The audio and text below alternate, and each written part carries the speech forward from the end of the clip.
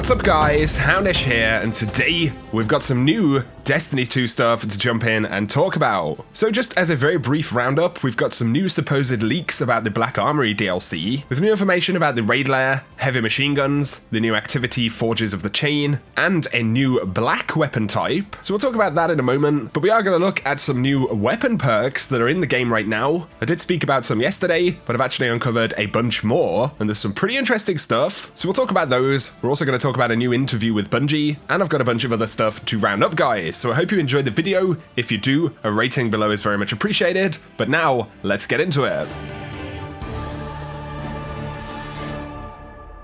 So first, let's speak about these supposed leaks. I spoke about a user on Reddit called Anon9 a couple of days ago, and I'm sure by now all of you have heard the rumors about the Last Word, the Thunderlord, and the activities in the Black Armory DLC. Now yesterday, a few more supposed leaks popped up on Reddit, so somebody actually directly messaged me with these, but I also saw another user essentially post the exact same thing to Reddit, which was later removed. But Anon9, who has been correct on a bunch of leaks in the past, did say that as far as he knows, all of these new leaks are true, and he knows the sources of them. So that definitely adds a bit more credibility, but let's look at the leak. So apparently the expansion centers around Gaunt, a mysterious exo that maintains the Black Armory, and the story is focused on finding out what the armory actually is and uncovering Gaunt's secrets. So I did speak about Gaunt. There is actually a lore reference to Gaunt on the 77 Wizard. The exo gunsmith Gaunt is famous for his wizards. And this is all the way back from in Destiny 1, and of course we have seen the exo character, the new exotic armory dealer for this update. Apparently the campaign revolves around unlocking the Black Armory and its secrets on Earth. The Vex are involved in the storyline somehow. Also interesting is that the space where we see the vendor for Black Armory is very kind of tower hangar-like, so I don't know if this will be in a new area or maybe in an extended area in the tower. But of course heavy machine guns are returning,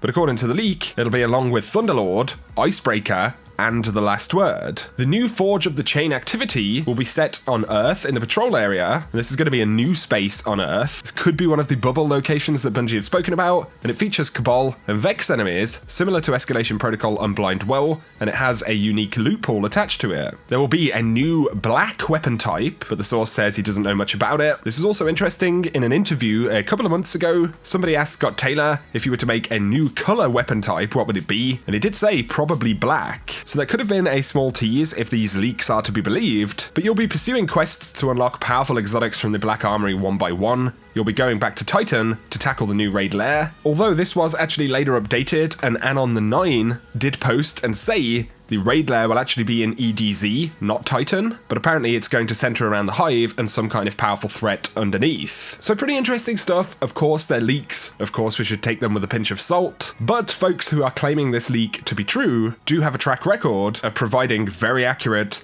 pre-release information, and as I mentioned previously, especially before Forsaken, Anon9 called a lot of stuff and got it right. So I'd love to hear your thoughts about that. But on the subject of new exotics, I spoke about the railgun that we can see one of the developers working on the screen. Now I'm going to speak about some new bonuses in the game, and this one's pretty interesting. So we have Reservoir Burst. When the battery is full, your next burst deals additional damage. Now this is super interesting because it sounds kind of like a fusion rifle bonus. Of course, fusion rifles do have batteries, but the terminology burst sounds a little bit unusual for a fusion rifle. On top of this though, when the battery is full is kind of an unusual one because it suggests that it would be something that actually holds a charge. You know, you have a full charge. And of course, a fusion rifle can charge up, but then it immediately discharges, so you're not able to actually have a full battery for any static period of time. And so it makes this one pretty unusual. Also, the burst sounds kind of like it could be a pulse rifle, some kind of semi-automatic fire. This is clearly going to be a unique bonus for a curated role of a weapon.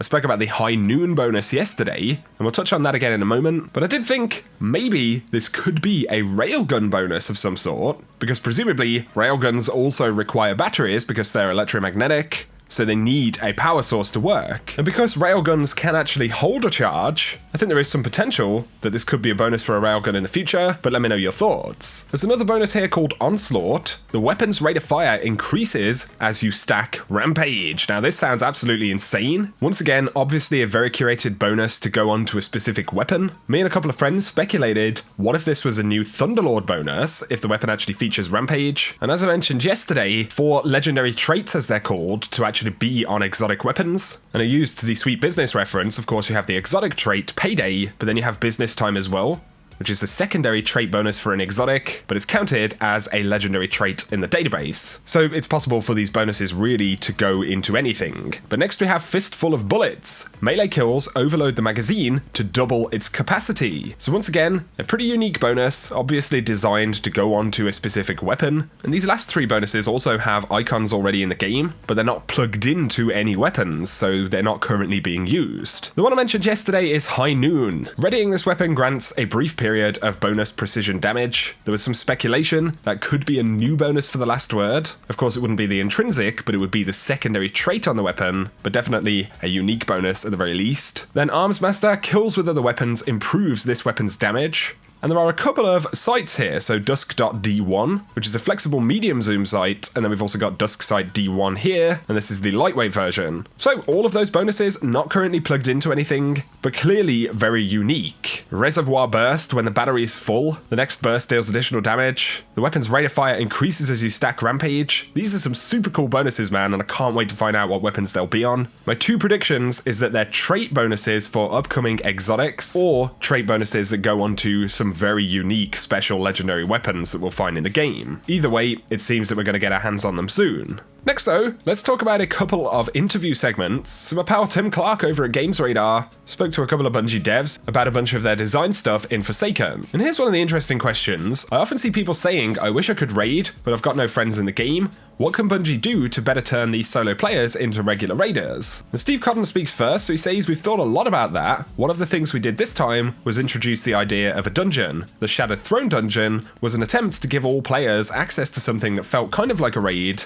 I know a lot of people refer to it as a mini raid. I realize it's not easy to solo, but it is a potentially soloable experience, and at least you get to go in there by yourself and make some progress. The hope was to let players aspire to do this thing, and then as they get in there, solo, with a friend, or even 3 people, they can start getting exposed to the mechanics that are so compelling in the raid, and hopefully get excited about that. The idea of these dungeons is really to help bridge the gap and give players a taste of what makes the raid so special. And Tim Clark says, I'm very excited you said dungeons plural. And Steve Cotton did say, I mean dungeon singular. Did I say dungeons plural? That's not a real thing. And then he laughs. Honestly, I think he just referred to dungeons because it's actually something that Bungie are going to continue to work on. I personally think they should totally keep moving forward with the idea of the dungeon, and I'd love to see more of those in the endgame as regular kind of weekly events in the future. And Steve Cotton saying the idea of these dungeons is pretty telling. That definitely hints that we could see more of them in the upcoming content. Next though, Games Radar say, given that Bungie announced the next couple of DLCs won't feature traditional campaign missions and will instead bring new activities and modes, is it fair to say that dungeons are the kind of thing we can expect from the annual pass? And they say, I hope we're able to deliver more of that type of experience in the future. That it's fair to say that those type of activities are interesting to us, and I think interesting to players,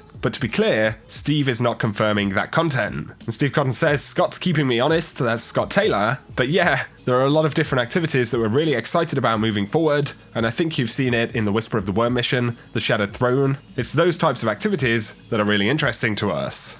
So a few teasers right there that we're going to see more dungeons in the future. Scott Taylor calming Steve Cotton down. He was giving a little bit too much away by the sounds of it. But if you want to check out the full interview, there's a lot of interesting insights around the design of the Last Wish raid, the concept behind the 1000 Voices exotic, their opinion on various cheeses and what they would consider cheese, and they actually speak about some of the current exploits inside of Last Wish. So it's definitely a very interesting read. Here's a random little fact about the Dreaming City and its location. And I actually saw this by Linkster on Reddit. It's not something I'd looked into, but the Tangled Shore and the Dreaming City is actually supposed to be set on what is known as a minor planet destination called 4 Vesta. So it's actually a huge kind of asteroid object in the asteroid belt. Of course, the reef, as we know it in Destiny. And also that Vesta reference has been used many times in the Awoken, the Vestian Outpost, the Vesta Dynasty and the Vestian Dynasty. But it goes even further. On the surface of 4 Vesta, there's actually a crater, and it's called Rhea Silvia, and it's famously the most prominent feature of 4 Vesta. And there is another area called Devalia Fossa, of course, the Devalian Mists, and it's the largest of a series of parallel Rhea Silvian kind of craters on the surface of this asteroid. So just a little bit of random real-life stuff about where the Dreaming City and the Tangled Shore, the reef in general, is actually supposed to be set. But finally, this coming weekly reset, we're going to see this cycle of the Curse in the Dreaming City difficulty step up again, so we're actually going to be on the second week with the curse worsening, and with folks hunting the corrupted eggs in Dreaming City, of course they're often hidden in Ascendant challenges as well, there will be one final new Ascendant challenge this coming week, and it'll be the Chamber of Starlight Ascendant challenge. So there are a total of 6 challenges, this will be the 6th, and then we'll go back to week 1. So it'll be the Lost Sector underneath where Petra is, or where Petra spawned initially, so that's in the Strand I believe. But by the time we get the week 1 Ascendant challenge back, we'll be on week 3 of the Curse. So it's kind of weird, these 2 different cycles are offset, but there've been many hints towards future content, new lore. There are a few secrets and things we have yet to unlock in the DLC, and it looks like we'll actually have to access time-gated content in order to get them, so there is probably more stuff to come. But guys, that's going to summarize today's video. So a lot of stuff to talk about, some potential leaks which are pretty interesting. Let me know your thoughts on those below. A raid lair on Earth, as well as a new bubble location in the Earth Patrol. That's apparently where the new Forge of the Chain activity will be housed. But also let me know your thoughts about those perks. Reservoir Burst, High Noon, Fistful of Bullets. There's some pretty interesting stuff there. Definitely going to be very special bonuses for very special weapons, so that's pretty exciting. But if you've enjoyed this video, guys, a like below is very much appreciated. If you're new to the channel, be sure to hit subscribe if you want to see more Destiny 2 content. But for now, thanks a lot for tuning in, and whatever you get up to, I hope you have an awesome day.